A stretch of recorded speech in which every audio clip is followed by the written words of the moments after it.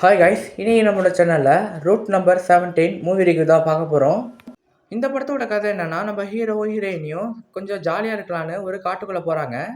அப்படி காட்டுக்குள்ளே போனால் அவங்க 2 பேரையும் யாருன்னு தெரியாத ஒரு ஆள் கடத்துறாரு. கடத்தி டார்ச்சர் பண்ணுறாரு அவங்க 2 பேரையும்.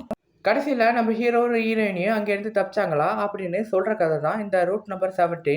இது ஒரு சைக்கோ ட்ராமா படமாக தான் எடுத்திருக்காங்க. இது ஒரு திகில் கலந்த ஒரு சைக்கோ படமாக தான் இருக்கும்.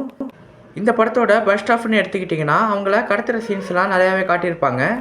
அது மட்டும் இல்லாமல் நம்ம ஹீரோவும் ஹீரோயினியும் எப்படி தப்பிக்கிறாங்க அப்படின்னு திரும்ப திரும்ப இந்த பெஸ்ட் ஆஃப் ஃபுல்லாகவே காட்டிக்கிட்டு இருப்பாங்க.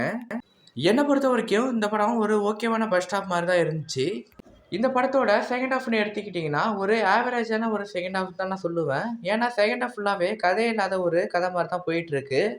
அந்த ஃப்ளாஷ்பேக் சீன்ஸ்லாம் இன்னும் கொஞ்சம் பெட்டராகவே பண்ணியிருக்கலாம். நிறைய சீன்ஸ் இந்த படத்தில் கோட்டை விட்டுட்டாங்கன்னு தான் நான் சொல்லுவேன். ஏன்னா இன்னும் கொஞ்சம் சைக்கோ ட்ராமா படம் மாதிரி இருந்தால் நல்லா இருந்திருக்கும்.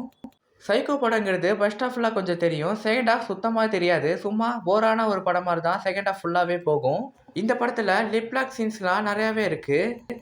அதனாலேயே ஃபேமிலி ஆடியன்ஸ் இந்த படத்தை தயவு செய்து பார்க்க வேணாம். சின்ன பசங்களும் இந்த படத்தை பார்க்க வேணாம். நீங்கள் ஒரு ஃப்ரெண்ட்ஸோடு போய் பார்த்தா இந்த படத்தை நீங்கள் போய் பார்க்கலாம். என்னை பொறுத்த வரைக்கும் இது ஒரு ஆவரேஜான படமாக தான் எனக்கு தோணுச்சு. நம்ம ஃப்ரெண்ட்ஸ் அனைவருக்கும் இனிய புத்தாண்டு நல்வாழ்த்துக்கள்.